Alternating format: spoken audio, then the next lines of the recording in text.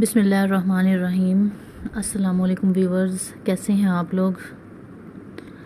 امید کرتی ہوں خیریت سے ہوں گے انشاءاللہ۔ آج میں جس موضوع پر ویڈیو بنانے جا رہی ہوں اس کا ٹاپک ہے مسجد اقصیٰ۔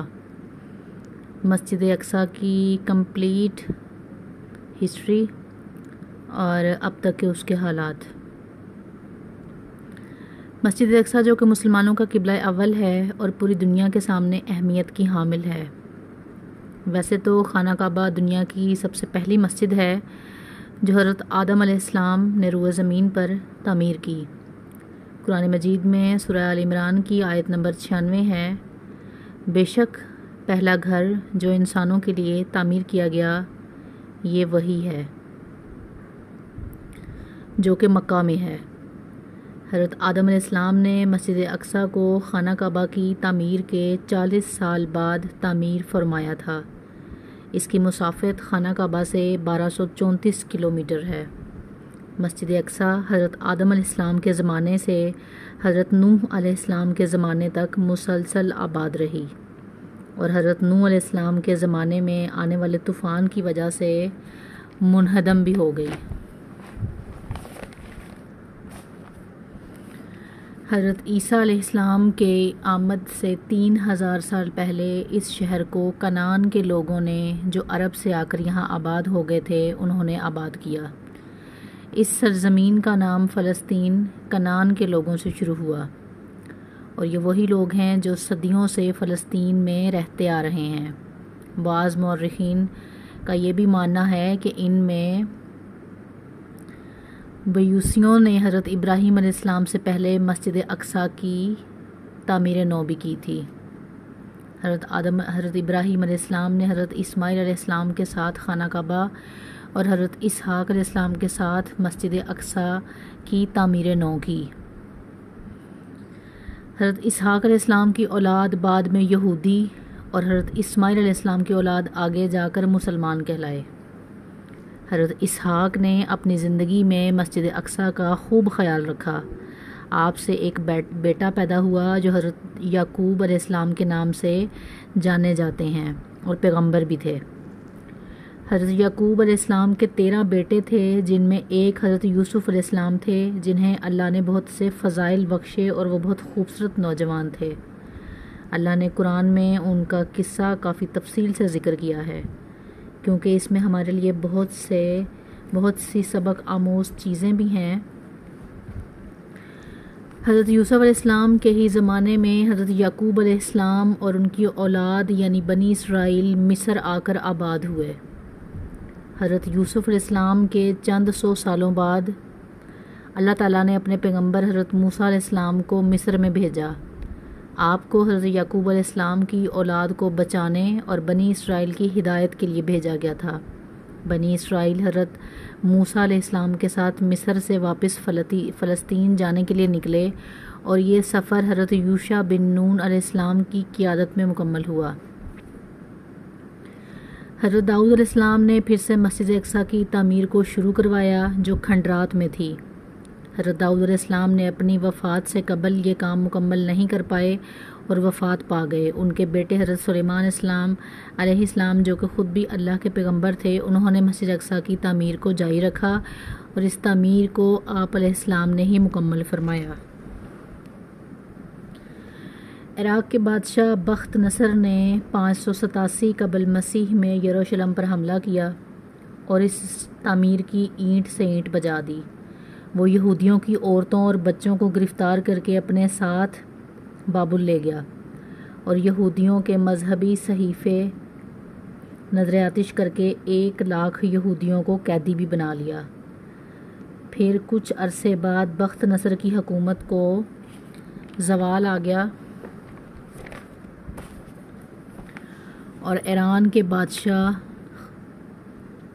خورس نے بابل کو فتح کر کے تمام بنی اسرائیل کو یروشلم واپس جانے کی اجازت دے دی۔ حضرت زکریا علیہ السلام کے نام سے منسوب منبر آج بھی مسجد کے احاطے میں موجود ہے۔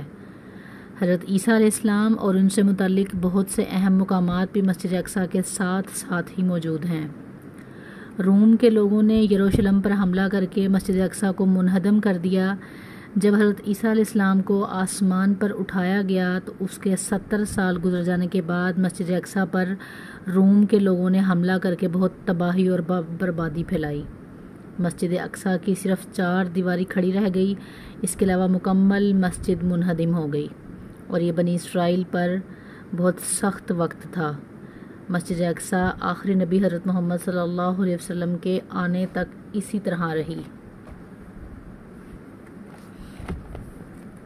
آپ صلی اللہ علیہ وسلم اور تمام مسلمان جب تک مکہ میں تھے مسجد اقصیٰ کی طرف ہی منہ کر کے نماز پڑھتے تھے۔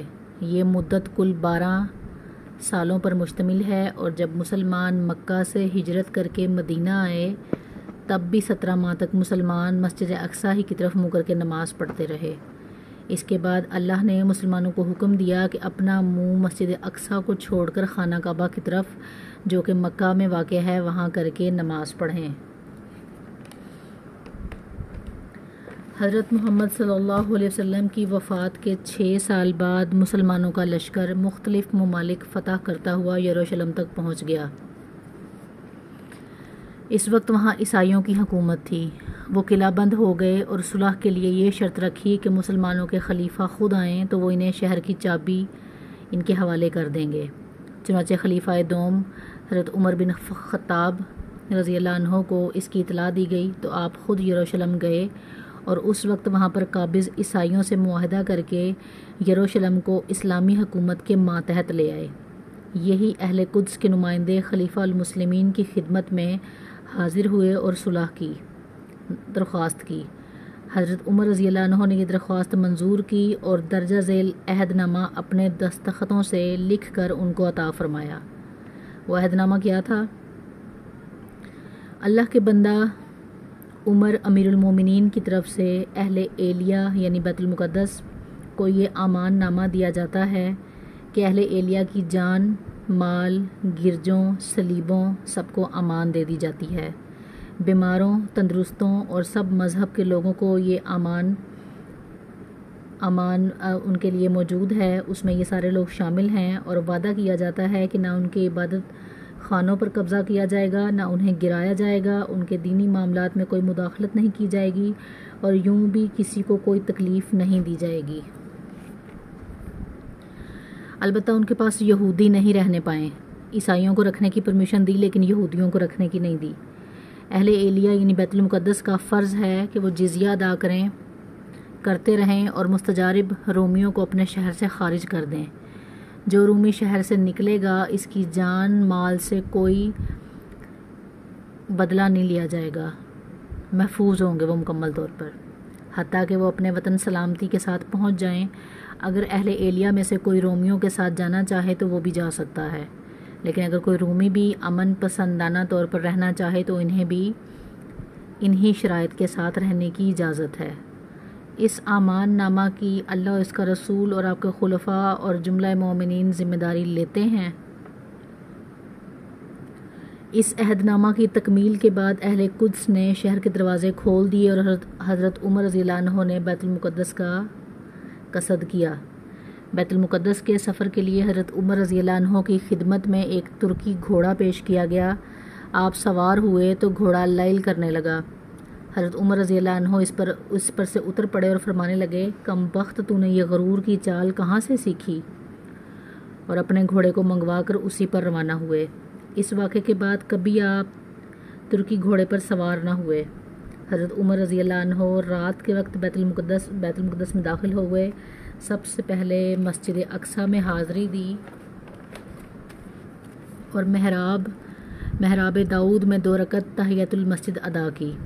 بنو امیہ کے ایک خلیفہ جن کا نام عبد الملک بن مروان تھا، انہوں نے اس مسجد جو حضرت عمر فاروق نے بنوائی تھی اس کے اوپر ایک بڑی مسجد تعمیر کروائی۔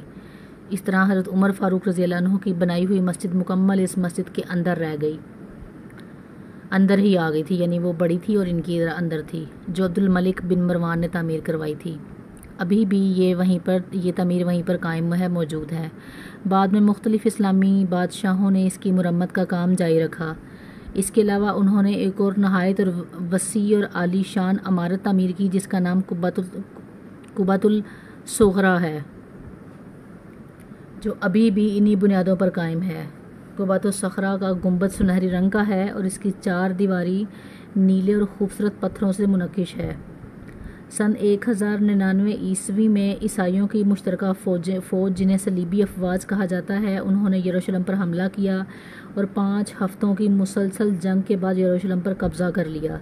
اس دوران انہوں نے یروشلم میں کافی خون خرابہ کیا اور 70,000 مسلمان مردوں اور عورتوں اور بچوں کو قتل کیا۔ جب یروشلم پر صلیبی افواج قابض تھیں، مسلمان ہمیشہ متفکر رہتے تھے کہ کس طرح سے یروشلم کو صلیبیوں کے جارحانہ تسلط سے آزاد کرایا جائے اور پھر سے اسے اپنی تحویل میں واپس لایا جائے۔ اس فکر کے ساتھ مسلمان بادشاہ نور الدین رحمۃ اللہ علیہ نے مسجد اقصیٰ کے لیے ایک بہترین ممبر بھی بنوایا تھا تاکہ یروشلم کی آزادی کے موقع پر اسے مسجد اقصیٰ میں نصب کیا جائے۔ تاہم نور الدین بادشاہ اپنے اس مبارک ارادے کی تکمیل سے پہلے اپنی 9 عمری میں ہی وفات پا گئے اور یروشلم کو صلیبیوں سے آزاد نہ کرا سکے۔ اس کے بعد صلاح الدین ایوبی مسلمانوں کے بادشاہ ہوئے، جو بہت ہی بہادر بادشاہ تھے۔ انہوں نے پھر سے مسلمانوں کو جمع کیا اور صلیبی افواج کے خلاف جنگ کی قیادت سنبھالی۔ سن 1187 عیسوی کے سال صلاح الدین نے صلیبی افواج کو شکست دی اور یروشلم کو ایک بار پھر سے آزاد کروا لیا، اور اس کے بعد صلاح الدین ایوبی نے وہ خوبصورت ممبر بھی مسجد اقصیٰ میں نصب کروایا جو نور الدین بادشاہ نے مسجد اقصیٰ کے لیے بنوایا تھا۔ بدقسمتی سے یہ ممبر ایک یہودی کے ہاتھوں سن 1969 عیسوی میں نظر آتش ہو گیا۔ سلطان نے حرم پر قبضہ کرنے کے بعد فرنگیوں سے مارکہ آرائی شروع کر دی۔ 579 میں فوجیں جمع کر کے فرنگی علاقہ پر حملہ کر دیا۔ متواتر 14 سال تک نصارہ نے یہ قوت اپنے پاس رکھی اور بیت المقدس فتح کیا۔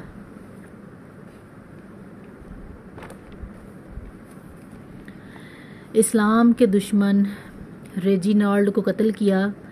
دوسرے عیسائی حکمران گامی، بالڈون، والڈ، کورنتی، جوسکن وغیرہ جو گرفتار تھے ان کی جان بخشی کی۔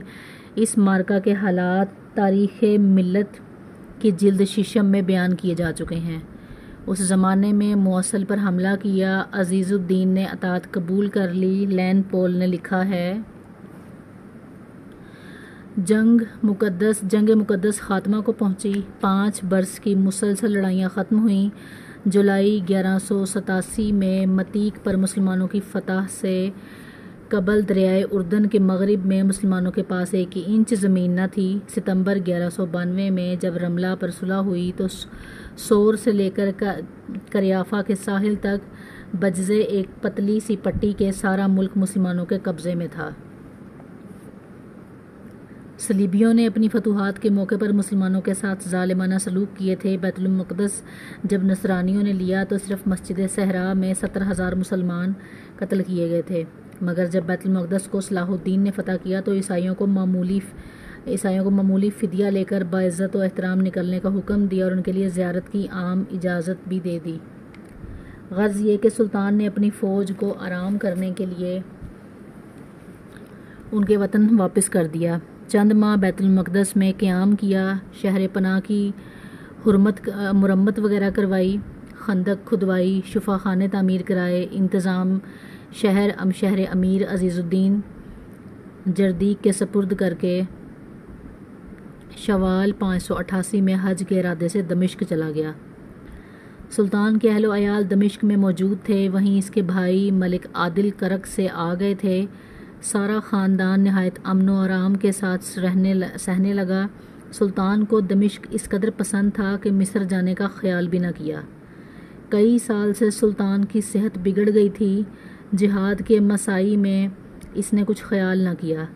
رمضان کے روزے قضا ہو گئے تھے، ان کو پورا کرنے لگا جو مزاج کے موافق نہ آئے۔ طبیب نے روکا کہ صحت کے لیے اس وقت ملتوی کر دیجیے۔ سلطان نے کہا معلوم نہیں آئندہ کیا پیش آئے اور کل روزے پورے کیے جائیں اور مکمل تمام روزے پورے کیے جائیں، جس سے صحت جواب دے گئی۔ وسط سفر 599 میں حالت بگڑنے لگی، مرض بڑھ گیا، غشی طاری ہو گئی۔ شیخ ابو جعفر نے قرآن مجید کی تلاوت کی۔ 27 تاریخ کے دن فجر کے وقت صحابہ صحابہ اعظم نے 27 تاریخ کے دن فجر کے وقت مجاہد اعظم نے جاں بحق تسلیم کی۔ 1918 عیسوی میں سب کچھ تبدیل ہو گیا جبکہ برطانوی حکومت نے یروشلم کو اسلامی حکومت سے چھین کر اپنے قبضے میں کر لیا اور مکمل فلسطین کو اپنے قبضے میں لینا شروع کر دیا۔ برطانوی قبضے کے بعد یہودی لوگ دنیا بھر سے یروشلم میں آ کر رہائش پذیر ہونا شروع ہو گئے کیونکہ دنیا بھر میں انہیں ظلم و اذیت کا سامنا تھا۔ چند سالوں بعد ہزاروں کی تعداد میں یہودی لوگ فلسطین میں داخل ہوئے اور فلسطین میں انہوں نے اپنے لیے جگہیں خریدنا شروع کی، جبکہ فلسطینی مسلمان جو اس سرزمین پر پرانا تعلق رکھتے تھے اور سینکڑوں سالوں سے اس جگہ بسے ہوئے تھے، اس لیے انہوں نے اپنی سرزمین کو چھوڑنے سے انکار کر دیا۔ چنانچہ اس معاملے میں لڑائیاں شروع ہو گئیں کہ فلسطینی حضرات اپنی زمین کو چھوڑنے پر تیار نہیں تھے، جبکہ یہودی ان کی زمین کو زور زبردستی ہتھیانا چاہتے تھے۔ چونکہ یہودیوں کی فوج مسلمانوں سے بہت زیادہ طاقتور تھی، اس لیے فلسطین کی زیادہ تر زمین پر ان یہودیوں نے قبضہ کر لیا۔ 1948 یہودیوں نے آزاد اسرائیل ریاست کا اعلان کر دیا۔ 1967 میں مزید لڑائیاں ہوئیں اور اس طرح یہودیوں نے مسجد اقصیٰ پر بھی قبضہ کر لیا اور مکمل یروشلم کو اپنے قبضے میں لے لیا۔ یہودیوں کا مسجد اقصیٰ سے متعلق دعویٰ ہے کہ اس پر ان کا حق ہے۔ یہودیوں کا اس بات پر اصرار ہے کہ تاریخی تناظر میں یروشلم اور مسجد اقصیٰ پر انہی کا حق ہے اور مسلمانوں کا ان سے کوئی تعلق نہیں، ان کا کوئی حق نہیں ہے۔ اس لیے وہ چاہتے ہیں کہ یروشلم سے مسجد اقصیٰ کو منہدم کر کے وہاں عبادت خانہ ہیکل سلیمان ٹیمپل تعمیر کریں۔ ان کا کہنا ہے کہ ہمارے نبی داؤد علیہ السلام اور سلیمان علیہ السلام نے یہودی عبادت خانہ تعمیر کیا تھا، لہٰذا آج بھی ہم ہی اس کے زیادہ حقدار ہیں کہ اس جگہ اپنا عبادت خانہ تعمیر کریں۔ موجودہ عہد میں یہ اپنی عبادات دیوار براق کے پاس کھڑے ہو کر کرتے ہیں، لیکن ان کی یہ بات تاریخی لحاظ سے بالکل غلط ہے۔ فلسطین پر عربوں کا حق ثابت کرنے کے لیے درج ذیل نکات تاریخی حیثیت رکھتے ہیں۔ یہ نکات اس تقریر کا حصہ ہیں جو عالم اسلام کے بہترین حکمران سعودی عرب کے فرما روا شاہ فیصل مرحوم نے ایک بین الاقوامی سیمینار میں کی تھی۔ یہودی فلسطین کے اصل باشندے نہیں ہیں۔ یہودی یروشلم کے باہر سے آ کر یروشلم پر قابض ہوئے تھے، جو فلسطین پر طاقت سے مسلط ہونے کے بعد کچھ عرصہ فلسطین میں رہے اور اس کے بعد نکال دیے گئے۔ فلسطین میں حضرت سلیمان کے زمانے سے لے کر اب تک کبھی خالص یہودی حکومت قائم نہیں ہوئی۔ حضرت سلیمان علیہ السلام نے کوئی یہودی عبادت خانہ یروشلم میں تعمیر نہیں فرمایا تھا، بلکہ آپ اور آپ کے والد حضرت داؤد علیہ السلام نے مل کر اسی مسجد کی تعمیر نو کی تھی، جو حضرت آدم علیہ السلام کے دور میں وہاں تعمیر ہو چکی تھی، جسے بعد ازاں ابراہیم علیہ السلام نے بھی واپس اس کی بنیادوں پر استوار کیا تھا۔ تو یہ کوئی نئی تعمیر نہیں تھی بلکہ پرانی تعمیر تھی۔ پرانی تعمیر کو دوبارہ کھڑا کیا گیا تھا۔ جب فلسطین سے یہودیوں کو نکال دیا گیا تو اس میں صرف اس کے اصل باشندے ہی رہ گئے، جو شروع سے لے کر آج تک وہیں رہ رہے ہیں۔ 16 سال کی طویل مدت کے دوران فلسطین میں کبھی کوئی یہودی آباد نہیں رہا۔ عربوں کی حکومت تقریباً 7ویں صدی سے فلسطین میں رہی۔ آج وہاں سینکڑوں تاریخی عمارات موجود ہیں جو عرب طرز تعمیر کا نمونہ ہیں۔ اس لیے تاریخی حقائق سے یہ بات واضح ہو جاتی ہے کہ یروشلم یعنی فلسطین پر مسلمانوں کا ہی حق ہے۔ یہودی لوگ اس پر اپنا حق جتلاتے ہیں۔ وہ سراسر دھوکہ اور فریب ہے، کیونکہ یروشلم میں حضرت آدم علیہ السلام نے جو مسجد صرف اللہ کی عبادت کے لیے تعمیر کی تھی، وہ مسجد آج بھی اسی جگہ موجود ہے اور وہاں صرف اللہ ہی کی عبادت ہوتی ہے۔ یہ الگ بات ہے کہ مختلف زمانوں میں یہ مسجد گرتی رہی اور اس کی اثر نو تعمیر ہوتی رہی۔ Thanks for watching. کمنٹس میں بتائیے گا آپ کو ویڈیو کیسی لگی۔ دعاؤں میں یاد رکھیے گا، اپنا بہت سارا خیال رکھیے گا۔ اللہ حافظ۔